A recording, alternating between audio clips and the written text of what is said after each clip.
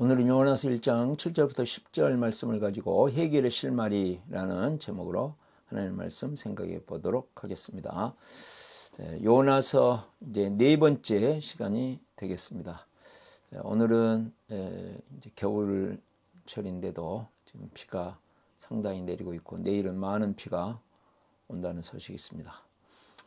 비가 오는 가운데서도 이제 저녁 식사를 마치고 맨발 걷기를 해야 되겠다 하는 생각으로 한강을 나갔습니다. 한강에 나가면 그 위에 한강변 도로가 지나가고 있기 때문에 비가 오나 눈이 오나 그 길을 걸을 수 있어서 참 좋습니다. 비가 오는 가운데서도 더 운치가 있고 또 사람들은 별로 없지만 그래도 왔다 갔다 하는 어쩌다 한 사람씩 있고 그런 가운데서 이렇게 걷기를 하고 하면 이렇게 마음이 좋아지고 그렇습니다. 우리의 삶에서 어려움이 오고 힘든 일이 온다고 해서 포기하고 주저앉기 시작하고 또 뒤로 물러서기 시작하면 한이 없습니다. 그러나 우리가 도전해서 정말 하나님의 은혜를 체험하고 하나님의 기적을 체험하는 그러한 신앙생활이 되실 수 있기를 바랍니다. 오늘 요나서 1장 7절부터 10절 말씀 읽도록 하겠습니다. 뱃사람들이 서로 말하였다. 우리가 어서 제비를 뽑아서 누구 때문에 이런 재앙이 우리에게 내리는지 알아봅시다. 그들이 제비를 뽑으니 그 제비가 요나에게 떨어졌다. 그들이 요나에게 물었다. 우리에게 말하시오. 누구 때문에 이런 재앙이 우리에게 내렸소? 당신은 무엇을 하는 사람이며 어디서 오는 길이요? 어느 나라 사람이요? 어떤 백성이요? 그가 그들에게 대답하였다. 나는 히브리 사람이요 하늘에 계신 주 하나님 바다와 육지를 지으신 그분을 섬기는 사람이요. 요나가 그들에게 자기가 주님의 낯을 피하여 달아나고 있다고 말하니 사람들이 그 사실을 알고 겁에 질려서 그에게 소리쳤다. 어쩌자고 당신은 이런 일을 하였소? 그렇습니다. 오늘 읽은 이 요나서 1장 7절부터 10절 말씀의 주제는 해결의 실마리는 잘못을 자백하는 것이다 하는 말씀이 되겠습니다. 하나님께서도 하나님의 나라에 들어가고 하나님의 나라를 누리고 하나님의 나라를 이루기 위해서 가장 중요한 것은 무엇인가 했을 때 마가복음 1장 14절부터 15절 말씀에 회개하고 복음을 믿어야 된다. 하나님의 복음을 믿을 때에 하나님의 나라에 들어갈 수 있다. 그래서 회개하고 복음을 믿어야 된다. 이렇게 말씀을 하셨습니다. 모든 일에는 그 해결을 하기 위해서 진단과 처방이 필요하죠. 우리 몸이 아프면 병원에 와서 먼저 진단을 하고 그 진단에 따른 처방을 합니다. 진단을 통해서 연약한 부분이 무엇인가를 알고 처방을 통해서 그것을 해결하는데 그 해결이 영적인 것에서는 회개와 믿음이다. 죄를 자백하는 것과 그 다음에 예수 그리스도를 믿는 믿음이다 했습니다. 미국에 로이 존스 목사님 계셨는데 이분은 참된 신앙은 세 가지를 가지고 있어야 된다. 일반적인 믿음, 그 다음에 회개, 특별한 믿음이다. 일반적인 믿음은 어떤 것이냐 하면 예수님이 어떤 분이시고 예수님이 어떤 일을 하셨는가에 대해서 우리가 아는 것이다. 그것을 알고 그 다음에 회개, 내가 주인 되어서 살던 삶을 돌이켜서 예수님을 내 모든 문제 해결자이신 구주로 받아들이고 그 다음에 주인으로 마음에 모셔서 왕으로 삼고 사는 것이다. 이렇게 말을 했습니다. 자, 7절 말씀을 보시면 뱃사람들이 서로 말했다. 우리가 어서 제비를 뽑아서 누구 때문에 이런 재앙이 우리에게 내리는지 알아봅시다. 그들이 제비를 뽑으니 그 제비가 요나에게 떨어졌다 했습니다. 자, 지금 보면 제비를 뽑아서 누구 때문에 이런 재앙이 내려왔습니다. 재앙이. 그런데 이 재앙이라는 본래의 단어 라하라는 단어인데 그것이 2절에서는 그들의 죄악이 똑같은 죄악이라는 단어하고 여기서 재앙이라는 단어가 똑같습니다. 자, 이게 지금 이제 어떤 말이냐면 이제 이 요나서를 해석한 T.D. 알렉산드라는 주석가는 말하기를 지금 요나의 수준이 어느 정도로 떨어졌냐면 하나님 앞에서 죄를 지었던 이방인 중에 이 니느웨 성읍의 사람들의 죄가 차고 차서 하나님이 심판하지 아니하실 수 없을 정도까지 죄가 찼다. 그 수준에까지 요나가 이르렀다는 것을 지금 보여주고 있는 것입니다. 그러니까 지금 니느웨 백성이 죄를 너무 많이 지어서 그 죄악으로 말미암아 하나님께서 이제는 일반적인 은총도 거두실 수밖에 없는 그러한 상황에 이른 것처럼 요나는 지금 그 죄악이 너무 이제는 커서 하나님의 심판을 받아야 될 정도로 거기에 이르렀다. 다른 말로 하면 하나님 나라의 선지자가 지금 이방 중에서도 가장 잘못되어 있는 사람의 수준에까지 완전히 추락하고 말았다 했습니다. 자, 그래서 누가 이런 재앙을 불러왔는지, 누가 원인인지, 누구 때문인지, 누구 때문에 이렇게 바다와 이 모든 것을 주관하시는 신의 노여움을 샀는지 알기 위해서 제비를 뽑아보자 그랬습니다. 그래서 제비 뽑기를 하고 요나가 당첨이 됐습니다. 요나에게 제비가 떨어졌다 그랬거든요. 그래서 하나님께서는 이런 것들을 통해서 요나를 이 이방 사람들 앞에서 확실히 드러내시면서 요나의 자기 고백을 하게 만드시려는 하나님의 의도입니다. 다른 말로 하면 회개의 기회를 지금 주시기 위하여서 하나님께서 바다를 동원하시고 하나님께서 바람을 불게 하시고 바다를 요동치게 만드시고 또 이방 선원들을 사용하여 주셔서 제비뽑기를 하게 만들고 그 제비뽑기에서 요나가 딱 떨어지게 만드는 것입니다. 자, 이렇게 하시는 하나님의 의도는 무엇일까요? 요나로 하여금 회개해서 이제 회복된 삶을, 선지자로서 회복된 삶을, 지금은 니느웨 백성의 수준까지 완전히 떨어져 버린 영적인 이 파멸의 상태에서 벗어나서 하나님의 선지자의 본래의 위치로 돌아오도록 만들기 위한 하나님의 은혜요 하나님의 긍휼의 마음인 것을 알 수 있습니다. 자, 8절에 그들이 요나에게 물었다. 우리에게 말하시오. 누구 때문에 이런 재앙이 우리에게 내렸소? 그러면서 당신은 무엇을 아는 사람이요? 어디서 오는 길이요? 어느 나라 사람이요? 어떤 백성이요? 지금 이제 꼭 죄를 지어가지고 경찰관 앞에서 취조당하는 것과 똑같은, 신문을 당하는 것과 똑같은 그러한 취급을 당하고 있습니다. 이방 사람들에게 이런 취급을 당하고 있는 거예요. 누구 때문에 이런 일이 생겼고, 당신이 믿는 신이 누구고, 당신은 어느 나라 사람이요? 그러면서 신분을 밝히고 당신이 무슨 일을 잘못했는지 이야기하시오. 만일은 소금은 밖에 버려져 밟힌다. 나무에서 잘려나간 가지는 죽어버리고 말라버려서 이제 불태움을 당할 수밖에 없는 그러한 수준으로 생명이요 사랑이신 은혜이신 하나님으로부터 멀리 떨어진 요나의 상황을 하나님께서 적나라하게 드러내시기 위해서 지금 바람과 바다와 그 다음에 이방 선원들을 사용하셨습니다. 9절에 보시면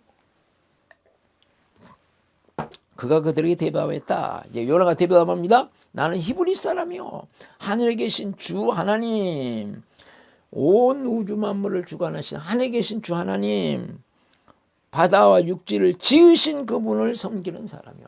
바다를 지으시고 육지를 지으시고 하늘에 계셔서, 그러니까 그때 당시에 하늘, 땅, 바다 모든 온 우주를 지칭하는 말이죠. 온 우주를 창조하시고 다스리시는 하나님을 나는 섬기는 사람이요 하고 자기를 이제 이야기합니다. 하나님께서는 요나가 죄를 자백할 수밖에 없도록 이렇게 만들어 주십니다. 왜요? 죄의 올무와 사탄의 손아귀에서 벗어나는 길은 이 죄를 깨닫고 그 죄를 회개하고 돌이키는 길밖에 없기 때문입니다. 그러면서 하나님께서는 지금 요나를 통해서 이방 사람들에게 하나님의 어떤 무엇인가를 증언하게 하십니다. 하늘에 계신 주 하나님, 온 우주 만물을 다스리시고 그분은 바다와 육지를 창조하신 하나님이시다 라고 하나님에 대해서 증언하도록 만드신 것이죠. 자, 이 참 하나님의 선지자이기 때문에 이런 참 말도 안 되는 상황 속에서 하나님의 선지자의 사명을 감당하도록 다하도록 하나님께서 그의 참 연약함과 말도 안 되는 상황 속에서도 이렇게 만들어 주신 것이죠. 그러면서 자기를 이야기하기를 이 하나님을 섬기는 사람이다 이렇게 이야기합니다. 이게 보시면 얼마나 이론적인 신앙입니까? 하나님을 진실로 섬기는 사람이면 지금 도망가면 안 되는 거죠. 니느웨로 가야 되는 것이죠. 이게 섬기는 사람이죠. 그러니까 이론적인 신앙의 참 모순을 여기에서 우리에게 드러내주고 있습니다. 자, 10절 요나가 그들에게 자기가 주님의 낯을 피하여 달아나고 있다고 말하니 사람들이 그 사실을 알고 겁에 질려서 그에게 소리쳐 어쩌자고 당신은 이런 일을 하였어. 습니다. 요나가 죄를 구체적으로 자백합니다. 이게 이제 간단히 말씀했지만 아마 자세하게 이야기했을 거예요. 주님의 낯을 피해서 주님께서 이렇게 니네 가서 하라고 그랬는데 나는 주님의 낯을 피하여 내가 싫어서 이런 일 때문에 싫어서 도망을 갔어. 그러고 이제 자세하게 이야기했을 거 아니에요.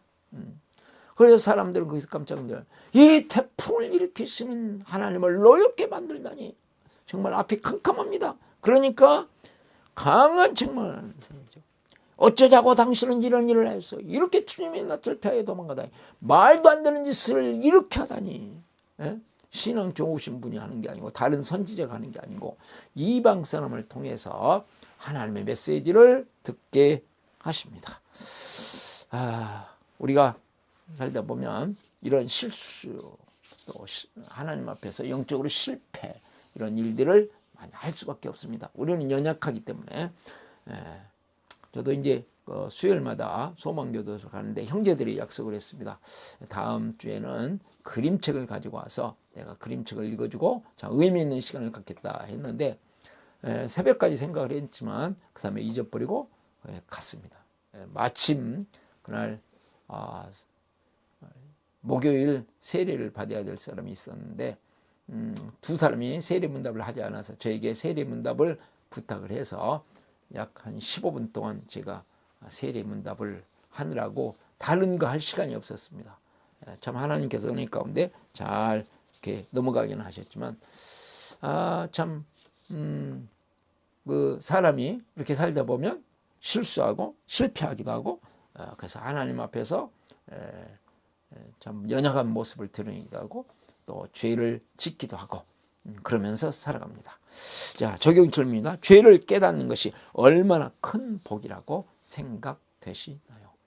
그래서 죄를 숨기지 않고 죄를 깨닫고 진단받는 것이 얼마나 큰 복이라고 생각이 되시나요? 그렇습니다.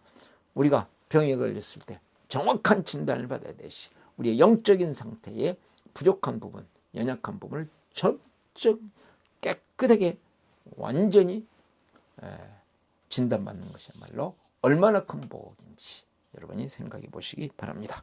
그러면 우리가 어떻게 죄를 자백하고 하나님의 은혜를 체험하면서 우리의 삶의 인생의 해결을 체험하면서 살아갈 수 있을까? 세 가지로 생각해서 첫 번째로 자기 착각에서 벗어납니다. 9절 말씀 그가 그들에게 대답하되 나는 히브리 사람이요 하늘에 계신 주 하나님 바다와 육지를 지으신 그분을 섬기는 사람이요. 습니다. 섬기는 사람이요. 이게 이제 제가 이론적인 신앙이라고 말씀을 드렸죠. 이게 교리로만 알고 있는 신앙입니다. 교리주의 신앙이 얼마나 무섭냐면 귀신도 예수님이 하나님의 아들이신 것을 알고 떨었습니다. 이론으로만 하는 것이죠. 믿는 게 아니고 이론으로만 하는 게 뜰 정도였으니까. 그래서 우리의 신앙이 이론 신앙에 머물러서는 안 되겠다는 말씀입니다. 우리의 신앙이라고 하는 것은 말씀과 하나님의 말씀과 함께 기도가 합해져야 되는 거죠. 말씀과 함께 기도가 합해져서 머리에서 깨달은 그 하나님 말씀에 대한 깨달음이 가슴으로 내려와서 내 열정을 불러일으키고 또 다른 사람들을 섬기면서 다른 사람에게 순종하면서 공동체를 이루고 삶의 현장에까지 이어야 됩니다. 다른 말로 하면 우리의 머리에서 가슴으로 그 다음에 손과 발로 움직이는 행동하는 데까지 이르러야 된다 이 말씀입니다. 이것이 잘 되지 않으면 우리는 이론적인 신앙, 지식으로만 가지는 신앙, 지식만 습득하는 신앙이 된다.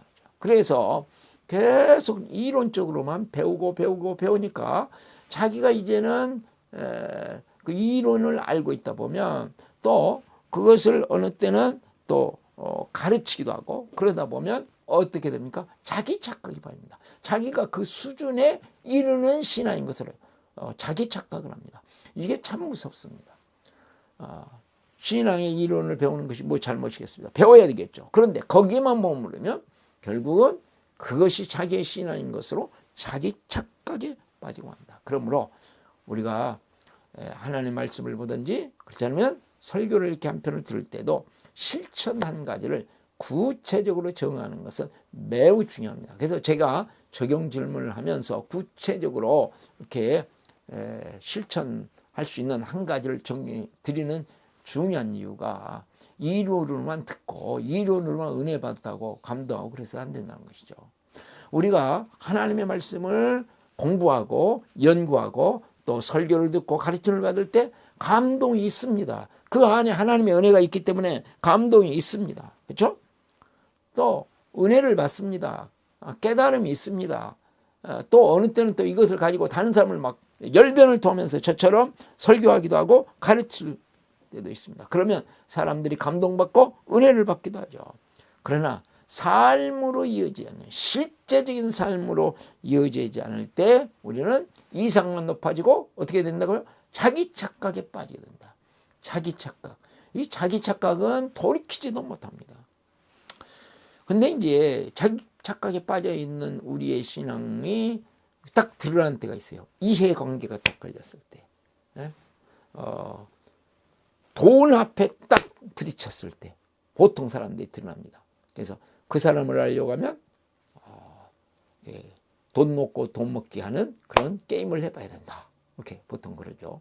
그 다음에 자존심이 상했을 때, 이해관계나 자존심이 상했을 때 그 자기 착각에 빠져있던 신앙이 여실히 드러납니다. 그런데 우리가 이것이 자기 착각이나 이론적인 신앙이 잘못된다는 거 알죠. 그렇음에도 불구하고 우리가 이런 자기 착각의 신앙생활 또는 설교를 듣기만 하고 뭐 거기서 은혜 받고 감동받았다는 것으로만 만족하고 또 성경 공부하면서 그것이 이렇게 뭐 성경을 일독하고 그게 잘못이 아니죠. 그렇지만 그러면서 이렇게 가졌을 실천을 하지 않았을 때 그것이 잘못된 줄 알지만 벗어나지 못하는 이유는 무엇일까요? 우리가 새로운 지식을 깨닫는 특별히 영적인 지식이고 하나님 말씀에 대한 지식이기 때문에 설교를 통해서 성경 공부를 통해서 또 큐티를 통해서 이런 깨달음이 올 때 어떤 기쁨이 있다는 거죠. 또 꼭 행해야 되는 부담감이 없어요. 그러니까 그것만으로 그냥 즐기면서 나는 하나님을 잘 믿고 있고 하나님께 해야 될 일 다 했다. 나는 하나님께 대한 열정이 있다. 나는 열심히 있다. 하나님과 관계 괜찮다 하는 그런 속으로 빠져들어가니까 그거 안에서 그냥 만족하면서 빠져나오기가 사람은 싫은 것이죠. 그럼 성경 이론을 배운 것이 나쁜 것일까요?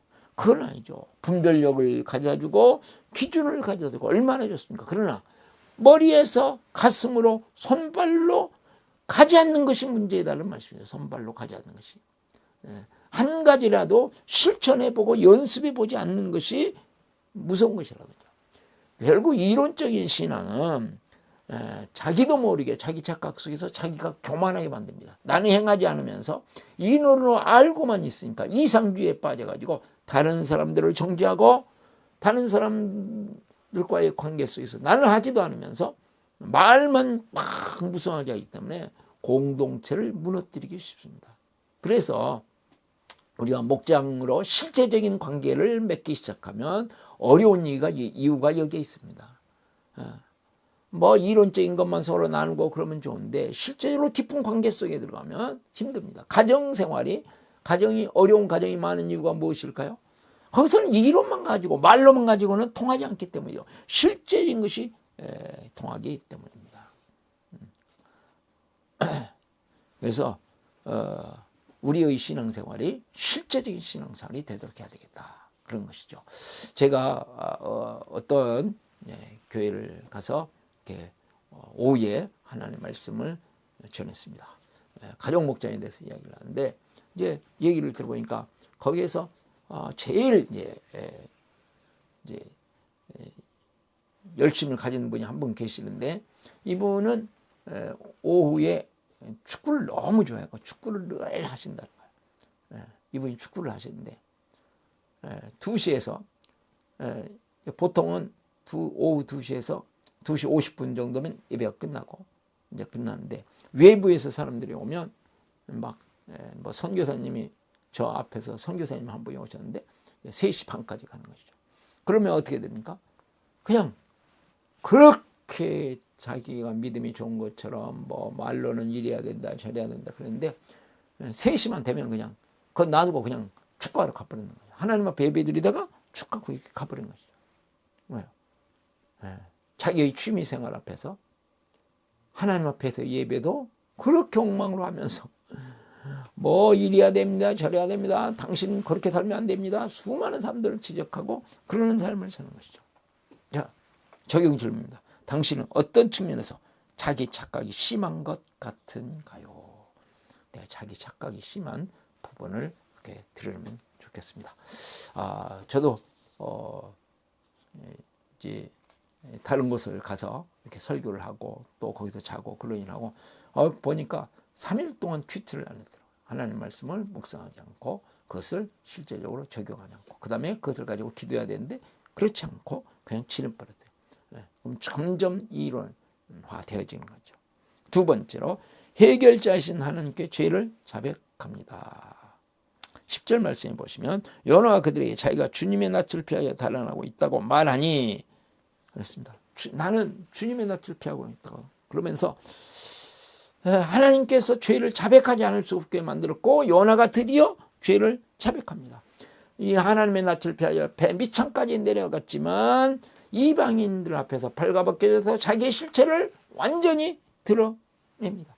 하나님께서는 우리가 이론적인 신앙을 벗어나서 이제는 하나님께서 주시는 은혜를 받고 우리가 우리의 신앙이 우리의 영혼이 풍성한 하나님의 은혜로 회복되기를 원하고 계십니다. 그래서 이사야서 53장 5절에 그러나 그가 찔린 것은 우리의 허물 때문이고 그가 상처를 받은 것은 우리의 약함 때문이다. 그가 징계를 받음으로 우리가 평안을 이루고 그가 채찍에 맞음으로 나음을 입었다. 이렇게 말씀을 하셨습니다.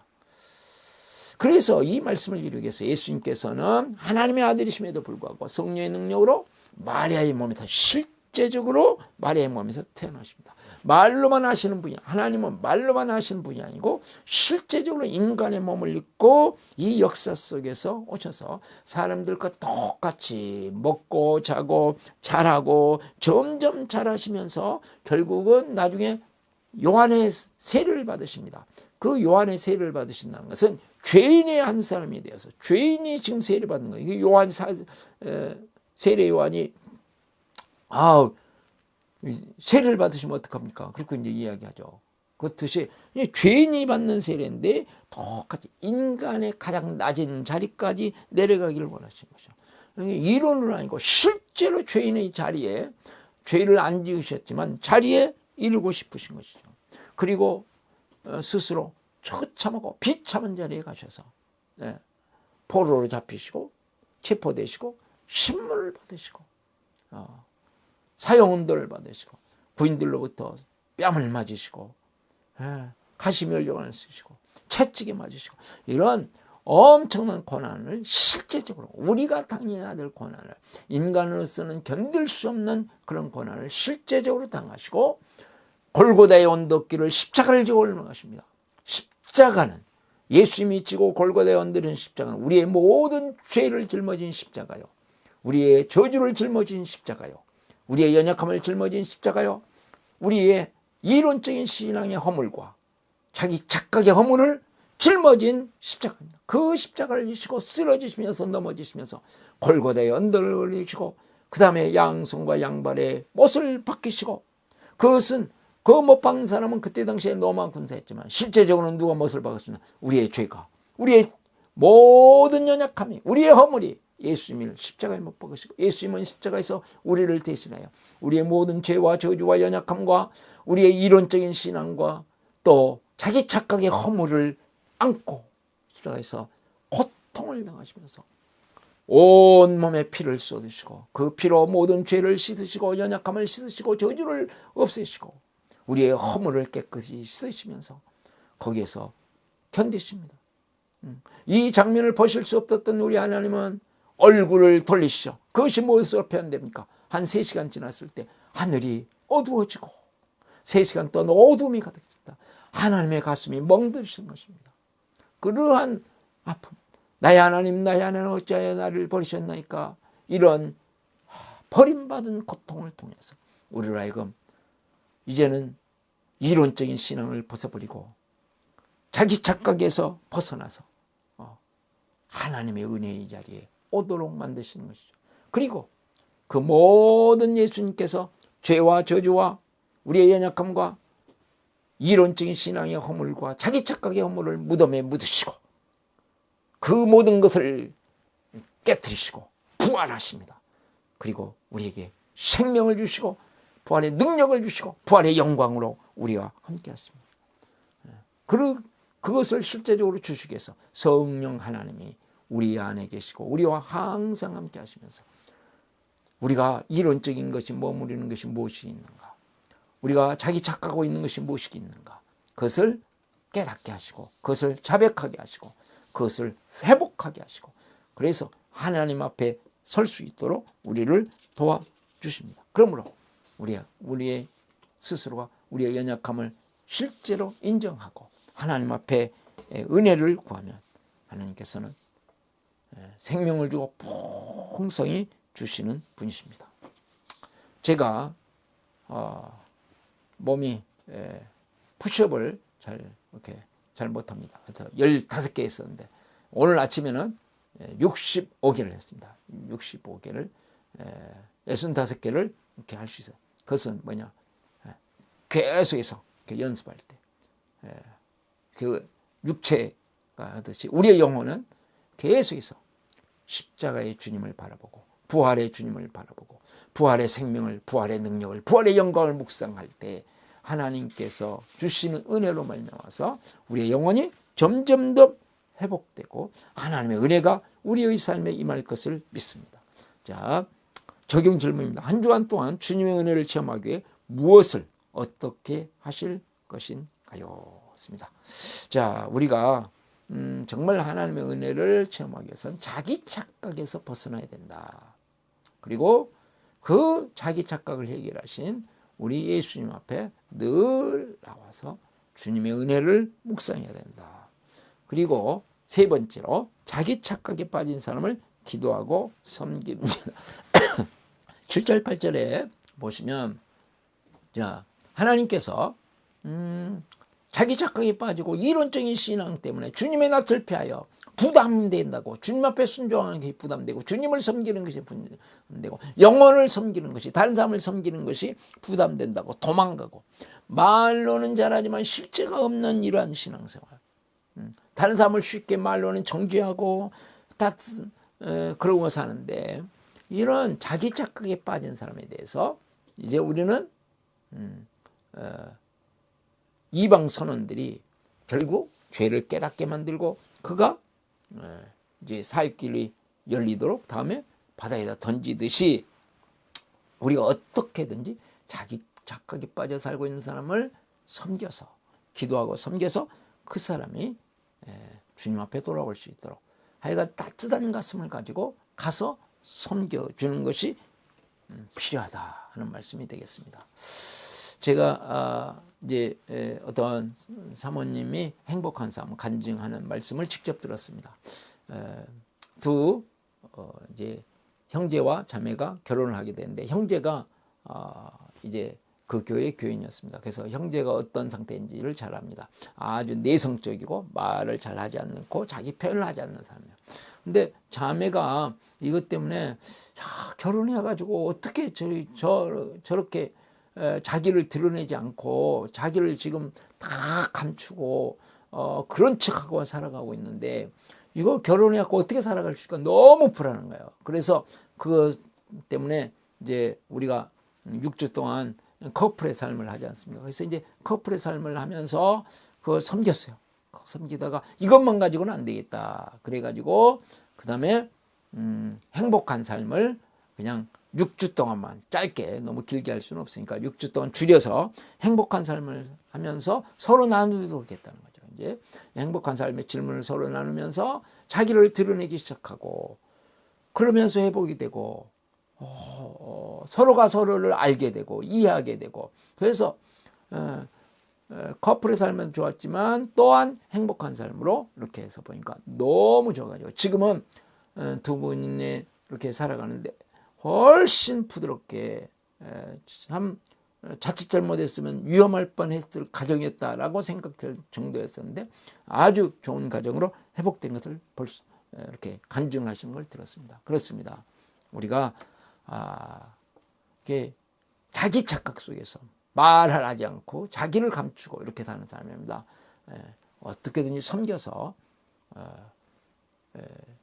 우리 사모님의 섬김을 통해서 가정이 회복되듯이 우리가 누군가 자기 착각 속에서 늘 빠져있는 삶을 섬기는 가운데 그들이 회복되는 것을 이렇게 보는 그런 은혜가 있기를 바랍니다. 적용 질문입니다. 한 주간 동안 말만 많은 사람 중에 누구를 어떻게 섬길 것인가요? 자기 착각 속에서 말만 많은 사람들이 있습니다. 이런 사람들을 어떤 한 사람을 정하시고 섬기시는 축복이 있기를 바랍니다. 어떤 목사님께서 지난 주간에 만나서 이렇게 대화를 하다 보니까 근데 제가 이제 그 교회를 가서 하룻밤을 잤거든요. 근데 정말로 좋은 펜션이었습니다. 아주 좋은 펜션이었는데 펜션에서 이제 잠을 잤는데 그냥 펜션 하나 딱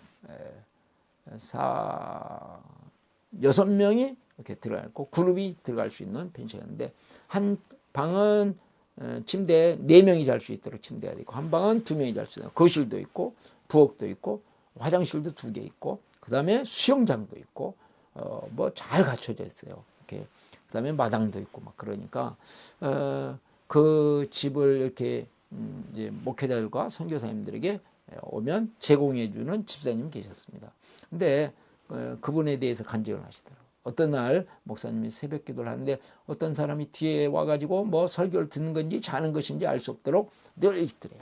그래서 한 주간이 지났는데 늘 그러고만 가는 거예요. 그 무슨 일이 있나 보다. 그리고 이제 다른 때는 목사님이 기도를 길게 하시기 때문에 뭐 사람 가는 거 잘 모르는데 그날은 좀 미리 나와서 기다리고 있다가 어쩐 일이신가 왜 지금 새벽 기도를 하고 있는지를 좀 묻고 대화를 하셨다는. 그랬더니 자기가 시골에 있던 목사님의 아들이었는데 이제 신앙을 다 잃어버리고 그리고 살았습니다. 목사님 아들이지만 그 시골에서 목회하시는데 얼마나 어렵겠습니까? 그러니까 그런 걸 보면서 그냥 하나님이 살아계시다면 왜 이럴 수 있어? 그러고 이제 살면서 좀 그냥 자기 멋대로 산 거죠. 그러다 보니까 아주 어린 나이에 이제 아들을 또 하나 그냥 어떻게 하다 보니까 물나는 성생활 속에서 하나 생겼어요. 그러니까 그 아들을 그냥 그 여자는 떠나가 버리고 아들을 또 자기가 맡아서 또 키우고 그러다가 지금 결혼해 가지고 지금 또 아내에게서 자녀들이 있고 그런데 이 아이가 이미 어린 나이에 있었기 때문에 고등학생이 되어 가지고 골프를 배워준다는 거죠. 그런데 이제 골프 대회가 있어서 2주간은 자기가 그래도 아들을 도와줄 수 있는 방법이 뭘까? 뭐 그렇게 잘 하지도 못하는 아들인데 어떻게 할까 하다가 2주간을 결단하고 새벽 기도를 하기로 와서 왔는데 뭐 은혜가 됩니까? 은혜가 안 되니까 그냥 새벽 기도를 하는 건지 자는 건지 그러고 이제 갔다 하는 이야기를 해서 그래서 이제 목사님께서 섬기기 시작하시고 그 다음에 생명의 삶을 하면서 이분이 은혜를 받기 시작했습니다. 왜 그러냐면 그 골프 대회에서 아들이 우승을 해버린 거예요. 1등을 해버려요. 그러니까 여기서 하나님은 살아계시구나 하는 것을 체험하고 그 다음에 이제 열심을 가지고 마음을 열고 하나님 앞에 예배를 드리고 생명의 삶을 공부하는데 11조를 해야 되겠다는 마음을 이렇게 하나님께서 주셨던 것 같습니다. 그때는 이미 이렇게 식당을 하다가 실패를 하고 너무 어려운 삶이었지만 다시 11조를 하면서 하나님께서 다양한 방법으로 길을 열어주기 시작하시는데 이제 하루 매출이 한 1,000만 원 정도 오를 정도로 지금 식당을 3개를 운영하고 또 이 펜션도 시내에다 사고 또 바로 옆에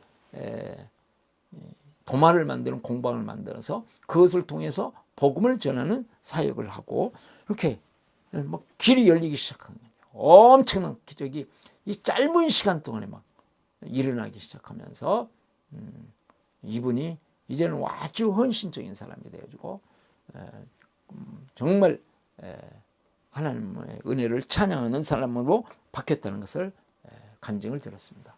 하나님께서는 우리가 이론적인 신앙, 자기 착각의 신앙에 벗어나서 실제적인 신앙을 가지고 하나님의 은혜를 누리면서 모든 어려움들을 해결하면서 승리의 삶을 살기를 원하십니다. 또한 이것을 예수님께서 십자가와 부활을 통해서 우리에게 이루어 주셨고 성령 하나님께서 우리 안에 계시고 우리와 함께 계시면서 우리에게서 자기 착각을 벗어나게 하시고 참된 신앙을 가지고 하나님의 은혜 속에서 정말 부활의 능력을 체험하며 살게 하십니다. 한 주간 동안 하나님께서 이루시는 이 은혜를 체험하고 누리시는 복된 한 주간이 되실 수 있기를 바랍니다. 오신 기도하시겠습니다. 나는 죽었습니다. 제가 주인이 아니고 예수님이 저의 주인이십니다. 예수님은 십자가에서 죽으시고 부활하셨습니다. 부활하신 예수님을 가슴으로 만나서 따라가며 간직합니다. 사랑하는 가족과 함께 영광스러운 승리를 노래합니다. 아멘. 기도하겠습니다. 은혜가 많으시고 사랑이 많으신 하나님 아버지, 요나처럼 우리가 이론적인 신앙, 자기 착각의 신앙에서 벗어나 참으로 우리의 부족하고 연약한 것들을 고백하고 자백하고 하나님 앞에서 이제 돌이켜서 참된 믿음을 가지고 하나님의 은혜를, 하나님 부활의 생명을, 부활의 능력을, 부활의 영광을 우리의 가슴에 새기고 승리하는 삶을 살게 하여 주시옵시고 한 주간 동안도 하나님 아버지 참으로 우리가 해결의 실마리를 찾아가는 복된 한 주간 되게 하여 주시옵소서. 예수 그리스도의 이름으로 기도리옵나이다. 아멘.